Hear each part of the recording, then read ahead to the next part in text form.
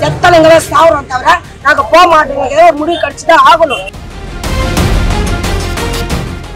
இன்னைக்கு எங்களுக்கு ஒரு முடிவே இல்லாத இப்ப நடு ரோட்ல உட்கார வச்சிருக்காங்க.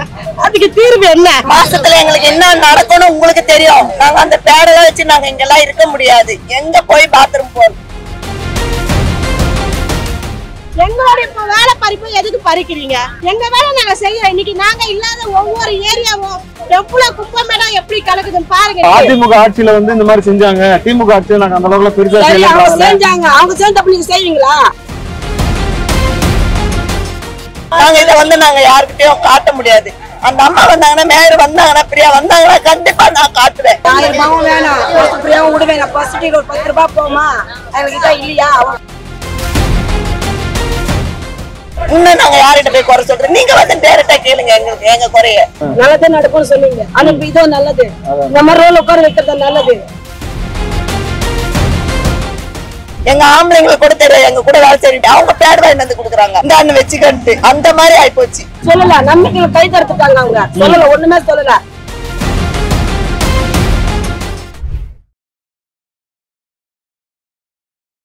மேயர் பிரியா வந்து நேத்து வந்து பேட்டி கொடுத்துருக்காங்க. உங்க ஒவ்வொருத்தரா கூப்பிட்டு அழைச்சு உள்ள வச்சு பேச்சுவார்த்தை நடத்திட்டு இருக்காங்களா, பேசிட்டு இருக்காங்களா? அப்படியா? எங்களெல்லாம் யாரையும் கூப்பிடுங்க ஐயா. 6 நாள் என்னோட 6 நாள் ரோட்ல தான் இருக்கிறோம். மதியானத்துல யாராவது சோறு கொண்டாந்து தராங்க. எங்களுக்கு வீடு வாசல் இல்லையா, புள்ள குட்டிங்க இல்லையா? அரசாங்கம் ஏதாவது உங்களுக்கு உணவு ஏற்பாடு பண்ணி கொடுக்குதா? தண்ணி கொடுக்குதா? இல்ல, தண்ணி கொடுக்கல, உணவு கொடுக்கல. 16 வருஷமா கஷ்டப்படுறோம். இவங்க சுனாமி, கொரோனா, புயல் ஏதோ வந்தது. அதுக்கெல்லாம் நாங்க கஷ்டப்பட்டோம்.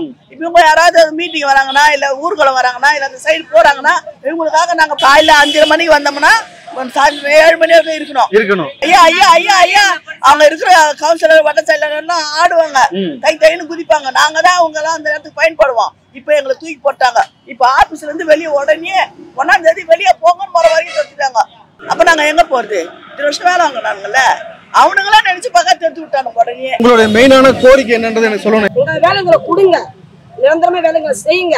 15 வருஷம் கஷ்டப்பட்டு இருக்கிறாங்க, ஒரு நேரத்துல வேலை செஞ்சுக்கிறாங்க. நிறைய பேர் வயசானவங்க இருக்கிறாங்க. இப்ப உங்களுக்கு என்ன நஷ்டப்பட நீங்க கொடுக்க போறீங்க? கொரோனா காலத்துல நாங்க போயிட்டு அந்த கொரோனா பேஷண்ட்களை எடுத்துட்டு வந்து சேர்க்கிற ரூமை நாங்க எப்படிலாம் கிளீன் பண்ணி விட்டுருக்கோம் தெரியுமா அந்த இடத்த? இன்னைக்கு எங்களுக்கு ஒரு முடிவே இல்லாத இப்ப நடு ரோட்ல உட்கார வச்சிருக்காங்க. அதுக்கு தீர்வு என்ன சொல்லுங்க? நாங்க எவ்வளவு கஷ்டப்பட்டுக்கிறோம். ராத்திரின்னு தெரியாத, பகலும் தெரியாது, நாங்க உழைச்சிருக்கிறோம். லாரியா நாங்க ஏற்றிருக்கோம். மாஸ்க் போடுறது கிடையாது, கை க்ளோஸ் போடுறது கிடையாது. நாங்க எவ்வளவு கஷ்டப்பட்டிருக்கோம் தெரியுமா? 1000 ரூபாயும் வேணாம், பிரியாவும் விடுவேன். பசிட்டிக்கு ஒரு 10 ரூபாய் போமா எங்ககிட்ட இல்லையா? ஒரு நாள் டீக்கு 50 ரூபாய் டீ குடிக்கிறோம். நாங்க பஸ் பிரச்சனை வேண்டாம், அந்த 1000 ரூபாய் பிரச்சனை வேண்டாம். அன்னைக்கு மழை வந்தாக்கு உள்ள அலோட் பண்ணல. எதுக்கு அலோட் பண்ணலன்னா, இவங்க கலைஞ்சிடுவாங்க, இந்த போராட்டம் நின்று நினைக்கிறாங்க. ஆனா நாங்க நிக்க மாட்டோம். செத்தலைங்களே சாவுறோம் தவிர நாங்க போக மாட்டோம். ஒரு முடிவு கடிச்சுதான் ஆகணும். அதான் நாங்க கேட்கிறோம். எங்களுக்கு இந்த 1000 ரூபாய் இப்ப போடுறாருன்னு இருக்காங்க, போடுறாங்கன்றாங்க. ஆனா இது வரைக்கும் நான் ஒன்னும் பாக்கல. ஆனா எங்களால அது இது வரைக்கும் அந்த 1000 ரூபாய் முழுசா நாங்க எடுத்து நாங்க யூஸ் பண்ணதே கிடையாது. இந்த விளிம்புநிலை மக்கள் சொல்றது என்னன்னா, எங்களுக்கு 1000 ரூபாய் தேவை கிடையாது, 1000 ரூபாய் வேணாம், எங்களுக்கு வந்து தயவு செஞ்சு எங்களுடைய வேலையை கொடுங்க. வேலை நாங்க அண்ணன் கூட பிடிக்கணும், மறுபடியும் அண்ணன் கூட பிடிக்கணும் கையில. நாங்க வண்டி ஓட்டணும், நாங்க அண்ணன் கூட கையில பிடிச்சி எங்க வேலை வேணும். எங்களோட தேவை அவங்களுக்கு தேவைப்படுது. இன்னைக்கு எங்களோட தேவை அவங்க தேவைப்படுனா என்ன? இது எங்களோட இப்ப வேலை பறிப்பு எதுக்கு பறிக்கிறீங்க? எங்களோட உரிமையை எதுக்கு எடுக்கிறீங்க? எங்க வேலை நாங்க செய்யறோம். இன்னைக்கு நாங்க இல்லாத ஒவ்வொரு ஏரியாவும் எவ்வளவு குப்பை மேடம் எப்படி கலக்குதுன்னு பாருங்க. நீங்களே போய் சுத்தி பாருங்க. அதிமுக ஆட்சியில வந்து இந்த மாதிரி செஞ்சாங்க. திமுக ஆட்சியில நாங்க அந்த அளவுக்கு பெருசா செஞ்சாங்க. அவங்க சேர்ந்து அப்ப நீங்க செய்வீங்களா? ஆமா, அவங்க ஆட்சி இருக்கும் போது செஞ்சாங்க. நீங்க செய்ய மாட்டேன்னு அவங்க நாங்க ஓட்டு போட்டோம். மக்களை கஷ்டப்படுத்துறீங்க. அத நான் கேள்வி கேட்கிறேன். வாடகை வீடு இருக்குது, வாடகை கட்டணும். வாடகை வீடு கட்டலன்னா வீடு கால் பண்ண சொல்லிடுவாங்க. 3 மாசத்துக்கு போயிடுவாங்க. வாடகை வீட்டுல வந்து வேலை விட்டுட்டாங்க, எங்களுக்கு வேலை ஒத்துப்பாங்களா? ஃபர்ஸ்ட் வேலையா போயிடுவாங்க. எங்களுக்கு பொம்பளைங்க மாசத்துல எங்களுக்கு என்ன நடக்கணும் உங்களுக்கு தெரியும். நாங்க அந்த பேடெல்லாம் வச்சு நாங்க இங்கெல்லாம் இருக்க முடியாது. எங்க போய் பாத்ரூம் போறது? துணி அடிக்கடிக்கு மாத்தணும், நாங்க செய்யணும். எங்க போவோம்? நாங்கன்னா ஆம்பளைங்களா அந்த வேலை செய்யறதுக்கு 5 நாளைக்கு ஒரு வாட்டி கூட எங்களுக்கு எல்லாம் வர்றது உண்டு. எல்லா பொம்பளைங்க நாங்க இப்ப வந்தோம் 25 பேர் வந்திருக்கோம். 25 பேருக்கு ஒரே நாள்ல அந்த வெள்ளிக்கிழமை எல்லாருக்குமே ஆச்சு. அப்ப எங்களுக்கு எப்படி இருக்கும்? இன்னைக்கு நான் 5 நாளா எங்களுக்கு என்ன ஆகுதுன்னு எங்களுக்கு மட்டும்தான் தெரியும். நாங்க இதை வந்து நாங்க யாருக்கிட்டையும் காட்ட முடியாது. அந்த அம்மா வந்தாங்கன்னா, மேயர் வந்தாங்கன்னா, பிரியா வந்தாங்கன்னா கண்டிப்பா நான் காட்டுவேன். என் உடம்புல என்ன இருக்குன்னு கண்டிப்பா காட்டுவேன். அந்த மாதிரி இருக்கு. இந்த குறை எங்ககிட்ட யாருகிட்ட போய் சொல்றதுன்னு தெரியாதான் நாங்க அப்படியே இருக்கோம். அதனாலதான் உங்ககிட்டயே போய் இந்த அரசியல் எடுத்துட்டு வந்து இழுத்து விட்டுறாங்க. இன்னும் நாங்க யார்கிட்ட போய் குறை சொல்றோம்? நீங்க வந்து டைரக்டா கேளுங்க எங்களுக்கு எங்க குறைய. நாங்க இங்க இருக்கிறோம், ஜென்ஸ் வந்து எங்கன்னா போயிடுவாங்க ஒரு ஓனிங்க, லேடிஸ் நாங்க எங்க போறது? ரோட்ல போக முடியுமா? நினைச்சு பார்க்க வேண்டாவா? நீங்க ஒரு லேடிஸ் தானே. பாத்ரூம் வசதியோ தண்ணி இல்ல, எதுவுமே கிடையாது. நாங்க காசு வச்சு நாங்க வாங்குறது தண்ணி 2 நாள்ல முடிஞ்சிடும், 3 நாள்ல முடிஞ்சிடும்ன்றாங்க. ஆனா ஒரு தீர்வு எங்களுக்கு பலன் இல்லாம உட்காந்துருக்கிறோம். தொடர்ச்சியா பெண் உரிமை குறித்து பேசக்கூடிய திமுக ஒட்டுமொத்தமாக 80% மேல பெண்கள் தான் இருக்கிறாங்க பாதிக்கப்பட்டு. ஆனா இவங்களுடைய வாழ்வாதாரத்தை வந்து இன்னைக்கு வந்து ரோட்ல கொண்டு வந்து விட்டுட்டு இருக்காங்க. பெண்களா இருக்கிறாங்க, மாதவிடாய் காலம் இருக்கும், அவங்களுக்கு பாத்ரூம் ஃபெசிலிட்டி வேணும், தண்ணீர் வேணும். இதுக்கான எந்த ஒரு அடிப்படையான ஒரு விஷயத்த கூட செஞ்சு கொடுக்காத ஒரு அரசாங்கம் என்ன அரசாங்கம்? ஏன்னா எவ்வளவு கஷ்டப்பட்டு இருக்கிறோம், நாங்க கஷ்டப்படுறதுனால நாங்க கேள்வி கேட்கிறோம். நாங்க சும்மா கேட்கல. நீங்க வந்து வேலை செய்யும் போது நான் ராம்கி கான்ட்ராக்ட் கூட நீங்க சொல்லல. எங்ககிட்ட கையெழுத்து வாங்கும் போது நீங்க எப்ப வெளியே போன நீங்க கிட்ட கையெழுத்து வாங்கல. ஆனா இன்னைக்கு வந்து நாங்க இந்த மாதிரி உட்கார நிலைமைகளுக்கு வந்து ரொம்ப மனசு கஷ்டமா இருக்கு. ஐயா முக ஸ்டாலின் வராங்கன்னா ஐயா வரவங்க உடனே நாங்க அந்த வண்டி வரும்போது கையெழுத்து நாங்க கும்பிடுவோம், சுண்ணாம்பு போடுவோம். நாங்க பார்க்க மாட்டோம். பசுவத்துல கூட சேர்க்கணும் சொல்லுவோம். மாமா ஐயா வர போறாங்கம்மா ஏந்துமானா அந்த பசி கூட விட்டு வேலை செய்வோம், சாப்பிடாம வேலை செய்வோம். ஜனங்க எங்களை கேக்குறாங்க ரோட்ல வரும்போது, என்னம்மா வரலையே, என்னம்மா வரல, எங்களை வேலை செய்ய விடல அப்படின்னு நாங்க சொல்லிட்டு வரணும் வேண்டி. நாங்க இருக்கிறதுனால ஒரு இடத்துல கம்ப்ளைண்ட் வந்துதான்னு கேட்க சொல்லுங்க. நாங்க உழைச்சு இன்னைக்கு நடு ரோட்ல வந்து நாங்க ராவம் பக்கமா நாங்க உட்காந்து எங்க புள்ள குட்டிங்களெல்லாம் விட்டு வந்து இன்னைக்கு நாங்க உட்காந்துட்டு இருக்கிறோம். எங்களுக்கு என்னதான் தீர்வுன்னு ஒரு வழி இல்லாம நாங்க உட்காந்துட்டு இருக்கிறோம். இது என்னைக்குதான் எங்களுக்கு தீர்வுன்னு சொல்ல போறாங்க. 2 நாள்ல முடிஞ்சிடும், 3 நாள்ல முடிஞ்சிடும்ன்றாங்க. ஆனா ஒரு தீர்வு எங்களுக்கு பலன் இல்லாம உட்காந்து இருக்கிறோம். நல்லதே நடக்கும்னு சொன்னீங்க, ஆனா இப்ப இதோ நல்லது. இந்த மாதிரி ரோல் உட்கார வைக்கிறது நல்லது. எத்தனை பேர் நாங்க கஷ்டப்படுறோம், எங்க கண்ணீர் எப்படி இதாகுது. 15 வருஷம் நாங்க கஷ்டப்பட்டோம். எங்களுக்கு என்னையா இருக்குது சொல்லுங்க, எதனா இருக்குதா? வாழ்த்தாரம் எதனா இருக்குதா? ஆனா தொடர்ச்சி அந்த மாதிரியான பணிகள் செய்வதனால வந்து உடல் உபாதைகள் அதிகமாகி 15 நாளைக்கு எங்களுக்கு அப்படிதான் ஆகுது. எங்களுக்கு முக்காவாசி பேருக்கு அப்படிதான் ஆகுது. ஏன்னா குனிஞ்சு நாங்க வாரி போட்டு இந்த ப்ராப்ளம் இருக்குதுதான். கண்டிப்பா மாசத்துல தலைக்கு 2 வாட்டி நான் அடக்குற மாதிரி இருக்கு. நிறைய பேருக்கு நிறைய ப்ராப்ளம் இருக்கு. சில பேர் சொல்லுங்க பிய வண்டியில அந்த பேடு இருந்துகிட்டே இருக்கும். அப்ப எந்த அளவுக்கு இருக்கு பாருங்க. எங்க வண்டியில இன்னுமே இருக்கும். இப்ப எடுத்து போட்டாங்களான்னு தெரியல. எங்க வண்டியில எல்லாம் வச்சுன்னு இருப்போம். வச்சுன்னு தான் போய் வேலை செய்வோம். அது எந்த நேரத்துல வருதுன்னே தெரியாது. நாங்க அதெல்லாம் இது பண்ண மாட்டோம். ஆக மொத்தத்துல நம்மளுக்கு உழைப்பு அவ்வளவுதான். வேலை செய்யணும். என்னைக்கு அஞ்சாலும் நம்மளுக்கு நிரந்தர பணி இருக்கு. நம்ம பிள்ளைங்க நம்ம கஷ்டப்படுற மாதிரி நம்ம பிள்ளைங்க படாதுன்னு தான் நாங்க இவ்வளவுத்தையும் சகிச்சுக்கின்னு செய்வோம். பிய வண்டி ஓட்டுவோம். அது மத்தவங்களுக்கு தான் தெரியாது எப்படின்னு, எங்களுக்கு சொல்ல தெரியல. இருந்தாலும் வெக்கத்தை விட்டுதான் நான் இப்ப இத சொன்னேன். அந்த மாதிரி இருந்தது.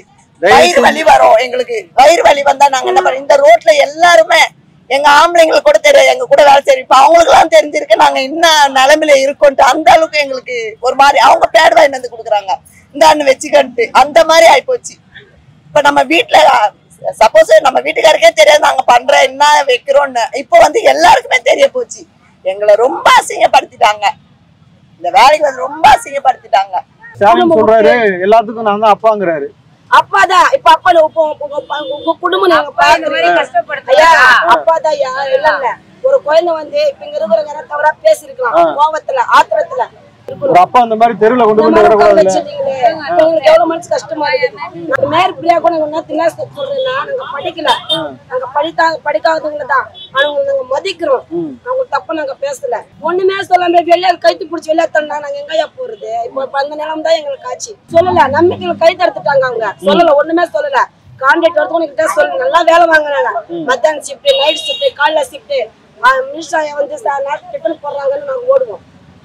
எது ஓடுவோம்னா நமக்கு நல்லது செய்வாங்க, அந்த நாங்க ஓடுவோம். இல்ல இந்த கொரோனா காலத்துல எல்லாம் வந்து குடும்பத்தில் உள்ள நபரே வந்து உள்ள வந்து அவங்க உடலை பாக்குறதுக்கு பயந்தாங்க. தண்ணி குடிக்கலையா? சில பேர் தண்ணி குடிக்கல கொரோனால. குப்பைக்காரங்க உள்ள வராதிங்க, கொரோனாங்க. ஆனா சில பேர் நல்லா பண்ணாங்க. எல்லா பேர்லையும் நான் தப்பா சொல்ல மாட்டாங்க. பூவெல்லாம் போட்டாங்க, காலெல்லாம் கழுவுனாங்க, மாலெல்லாம் போட்டு மரியாதை கொடுத்தாங்க. கொரோனா நேரத்துல பஸ் ஸ்ட்ரைக்ல நடந்து போய் நாங்க வேலை செஞ்சோம். அதுக்கப்புறம் தான் பஸ் போட்டாங்க ஜோன் மூலமா. பெண்களுக்கு இது வரைக்கும் அவங்களுக்கு சாப்பாடுக்கு என்ன பண்றாங்க, குடிநீர் என்ன பண்றாங்க? ஏன்னா இவங்க எல்லாம் வந்து தினக்கூலிகள் போல. இன்னைக்கு ஒரு நாளைக்கு வேலை போகாட்டி இன்னைக்கு இருக்கக்கூடிய மக்கள் வந்து அவங்க சாப்பிடுறது, நேற்று நைட்டு யாரோ கொடுத்த தோசையை தான் இப்ப சாப்பிட்டு உட்காந்துருக்காங்கனாக்கா, சென்னையில தலைமை நல்லா யோசிச்சு பார்க்கணும். சென்னை தலைநகரத்துல இன்னைக்கு வந்து ரிப்பன் பில்டிங் வெளியில இவ்வளவு மக்கள் போகக்கூடிய இடத்துல பெண்கள் வந்து நைட்டு படுத்திருக்கிறாங்க இந்த இடத்துலனா என்ன மாதிரியான ஒரு சூழல் அவங்களுக்கு இருக்கும், மனநிலை என்ன மாதிரி இருக்கும்ன்றது நீங்க யோசிக்கணும். ரொம்ப மோசமான ஒரு நிலைமையை இந்த அரசாங்கம் வந்து ஏற்படுத்தி கொடுத்துருக்குனாக்கா இது ரொம்ப வேதனைக்குரிய விஷயமா நான் பாக்குறேன். அண்ணன் ராவுத்தர் இப்ராஹிம் அவர் வந்து உங்களுக்காக இப்ப குரல் கொடுக்கிறாருல்ல, இதை கூட அவங்க வந்து ஒரு விமர்சனம் வைப்பாங்க. இதுக்கு வழக்கே போடுறாங்கம்மா. போன வாட்டி அண்ணன்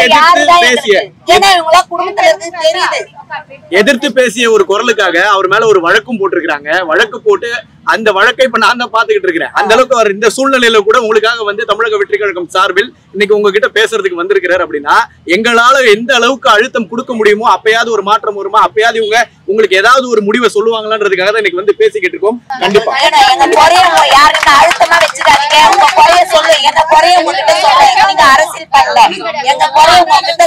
துணிஞ்சு வந்து பண்றாருமா, இதுவே வந்து இதுக்கு ஒரு அவனுங்க வெயிட் பண்ணிக்கிட்டு இருப்பாங்க. 6 நாள் போராட்டத்துல சாப்பாடு தண்ணி இல்லாம குழந்தைங்களோட வந்து இப்படி உட்கார்ந்து அவஸ்தைப்படுறீங்க. கழிப்பிடம் எதுவும் உங்களுக்கு வந்து அவர் இன்னும் ஏற்படுத்தி கொடுக்கல, கரெக்டுங்களா?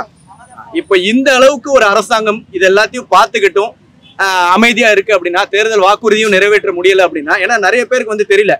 தொடர்ச்சியா வந்து பாத்தீங்கன்னாக்கா 6 நாள் ஆன பிறகும் அரசாங்கம் உங்களுடைய கோரிக்கை வந்து ஏற்றுக்கல, தொடர்ச்சியா நம்ம இப்படிதான் மெத்தனமா இருப்போம், பின்னாடி வெளியிலே போயிருவோம் அப்படின்னாக்கா, இவங்க நீங்க சொன்ன மாதிரி அவங்களுடைய கழிவுகள் மனித கழிவுகள்ல இருந்து இங்க இருக்கக்கூடிய குப்பைகள்ல இருந்து மொத்தமா எடுத்துட்டு இந்த சுகாதார இன்மை வந்து ரொம்ப மோசமான சூழல் இருந்த பொழுது நீங்க பக்கபலமா நின்று இன்னைக்கு பல உயிரை காப்பாத்தி உங்க உயிரை பணைய வச்சு, இதுல குறிப்பா நான் பார்த்த ஒரு சில பெண்களுடைய கர்ப்பப்பை முதல் கொண்டு எடுக்கப்பட்டிருக்கு அப்படின்ட்டு அவ்வளவு பெரிய மோசமான ஒரு சூழலை பாதிக்கப்பட்டா இல்ல இவ்வளவு பெண்ணையும் பேசக்கூடிய திமுக சரி கனிமொழி அவர்களோ திமுக சார்பா எந்த பெண்ணுமே வந்து உங்களை பார்க்கல இல்லையா? இது வரைக்கும் ஆடு மாடு மாதிரி அடிச்சு துரத்திடலாம் அப்படின்னு நினைச்சீங்கன்னாக்கா இதோட பின்விளைவு ரொம்ப மோசமானதாக கடுமையானதாக இருக்கும். ஏன்னா ஒவ்வொரு மக்களும் விளிம்புநிலை மக்கள்.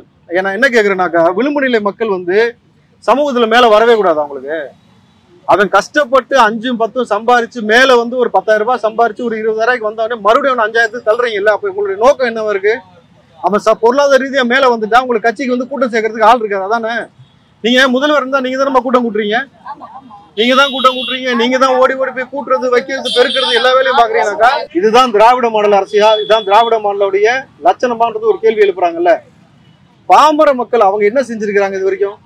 உங்களுக்கு ஓட்டு போட்டதை தவிர, இங்க இருக்கக்கூடிய குப்பைகளை அகற்றுவதை தவிர, இங்க சுகாதார இன்மை இருக்கும் பொழுதெல்லாம் இவங்க உள்ள புகுந்து அவங்க உயிரை கொடுத்து வேலை செஞ்சதை தவிர, கொரோனா காலம் வரதா புயல்னு ஒட்டுமொத்த நேரமா வந்து கிட்டத்தட்ட மொத்த தமிழ்நாடு சம்பிச்சு போயிடுச்சு. அந்த நேரத்துல பிள்ளை ஆஸ்பத்திரியில இருந்தா பெத்தவங்க உள்ள அனுமதி கிடையாது. பெத்தவங்க செத்துட்டா பிள்ளை வந்து அந்த உடம்பு தொட்டு கூட வந்து பார்க்கல. எத்தனை உடல்களை வந்து ஹாஸ்பிட்டல்ல இருந்த மணிக்கு அப்படியே டிஸ்போஸ் பண்ணாங்க. மார்ச்சரியில இருந்து அப்படியே எடுத்து கொண்டு போய் நேரடியா இடுகாட்டுக்கு கொண்டு போனாங்க இல்லையா? அப்போ அந்த சூழல்ல உறவுகள் கூட வந்து நிக்காத பொழுது ரத்த சொந்தம் போல வந்து நின்ன உறவுகள் இவங்க தான் தொட்டு தூக்கி எல்லாத்தையும் பார்த்து அரவணைச்சு குளிக்க வச்சு எல்லாமே செஞ்சு பண்ணக்கூடிய எல்லா வேலையும் பண்ண நபர்களை இந்த குப்பையை தூக்கி எறிகிறது போல வந்து இந்த அரசாங்கம் தூக்கி எறிஞ்சிருக்குனாக்கா இதுதான் திராவிட மாடல் அரசியா? இதுதான் வந்து இந்த சமூக நீதியா அப்படின்ற ஒரு கேள்வி இருக்குல்ல. அண்ணன் திருமாவளவன் வந்தீங்க, பேசுனீங்க, போனீங்க, எந்த விதமான அழுத்தத்தை நீங்கள் தமிழ்நாடு அரசு கொடுக்க போறீங்க? இது வந்து அண்ணன் ஒட்டுமொத்தமாக திருமாவளவன் மட்டும் கிடையாது, இங்க இருக்கக்கூடிய அரசியல் கட்சிகள் எல்லாருமே, திமுக, அதிமுக, காங்கிரஸ், கம்யூனிஸ்ட், மார்க்சிஸ்ட், விடுதலை சிறுத்தை, தமுமுக, இந்தியன் முஸ்லிம், திக, வைகோ, வேல்முருகன், அதை தாண்டி இங்க இருக்கக்கூடிய அதிமுக, பிஜேபி, இந்த போன்ற எந்த கட்சிக்கும் பாரபட்சம் பார்க்காம இவன் கட்சிக்காரன்லாம் அவங்க யாரும் பார்க்கல. இவங்க வேலை செஞ்சது இவன் இந்த கட்சி அந்த கட்சி இந்த சாதி அந்த சாதின்னு பார்த்து வேலை செய்யாத இந்த சமூகத்தை ஒட்டுமொத்தமா நீங்க புறக்கணிக்கிறது எந்த வகை நியாயம்? சாதி பார்க்கல, சமூகம் பார்க்கல, இங்க இருக்கக்கூடிய கட்சியை பார்க்காம உயிரை கொடுத்து வேலை செஞ்ச நபருடைய உழைப்புக்கு மரியாதை கொடுக்காம ஒட்டுமொத்தமாக தூக்கி எறிஞ்சிட்டு எனக்குன்னா நீங்க ஒரு அரசாங்கம் வந்து 6 நாள் அந்த பெண்கள் இந்த நடுரோட்ல உட்காந்துருக்காங்க சார். ஒரு நாள் வந்து நீங்க உட்காருவீங்களா? அப்படி நீங்க உண்ணாவிரதம் ஒண்ணு செஞ்சீங்கன்னாக்கா மெரினா பீச்ல தலைக்கு ஒரு ஏர் கூலரு, காலுக்கு ஒரு ஏர் கூலரு, சுத்திலும் அத்தனை போலீஸ் பாதுகாப்பு, அவ்வளவு பந்தோபஸ்தோட நீங்க உட்கார்றீங்களே தவிர விளிம்புநிலை மக்களை பற்றி கவலைப்படாத ஒரு அரசாங்கம் என்ன அரசாங்கம்? இன்னைக்கு இந்த போதை கலாச்சாரம் என்பது தமிழ்நாட்டுல தலைவிரிச்சு ஆடிக்கிட்டு இருக்கு. இன்னைக்கு பாத்தீங்கன்னாக்கா திருப்பூர்ல ஒரு காவல்துறை உதவி ஆய்வாளரை வெட்டி படுகொலை செஞ்சிருக்கிறாங்க. சோ வெட்டி படுகொலை செஞ்சிருக்காங்கனாக்கா அப்ப நீங்க ஸ்டாலின் இதுக்கு முன்னாடி சொன்னது என்ன? உங்களோட ஸ்டாலின், நீங்க யாரோட ஸ்டாலின்றது இப்போ ஒரு கேள்வி இருக்குல்ல. யாரோட ஸ்டாலின்? கள்ளசாராயம் குடிச்சு செத்து போனாக்கா 10 லட்சம் ரூபாய் கொடுக்குறீங்க. கள்ளசாராயம் குடிச்சு செத்தவங்க குடும்பத்துக்கு 10 லட்சம். உங்களுக்காக உழைச்சிட்டு உட்காந்துருக்காங்க தெருவில். இவங்களுக்கு ஒரு வேளை தண்ணி கொடுக்கல, உணவு கொடுக்கல. அந்த மக்களுடைய வழி என்ன, மொழி என்ன, எதுவுமே புரியாம புறவாசல்ல ஏதோ எங்கேயோ வந்துட்டு போற மாதிரி ரிப்பன் பில்டிங் வந்துட்டு போகக்கூடிய நபர்களா இருக்கிறீங்க. மேயர் பிரியா வந்து உங்களுக்கான வேண்டுகோள், நீங்க வந்து முதலமைச்சருக்காக வந்து கடுமையான உழைப்பு போட்டு கார்ல தொங்கிக்கிட்டுலாம் போறீங்க. ஆனா இந்த மக்களை ஒரு எட்டு வந்து என்னன்னு பார்த்து உங்களுக்கு என்ன பிரச்சனை நான் முதல்கிட்ட பேசுறேன், ஏன் உங்களுக்கு சொல்ல முடியல? சேகர் பாபுக்கு ஏன் சொல்ல முடியல? மாசு அவர்கள் ஏன் வரமாட்டீங்க? நீங்க சுகாதாரத்துறையில இருக்கிறீங்க, இவர்கள் சுகாதார பணியாளர்கள், இவங்களுடைய நிலைமை என்னன்னு கொஞ்சமாவது யோசிச்சுங்களா? இவங்களுக்கு ஏதாவது மருத்துவ உதவி தேவை இருக்குதா?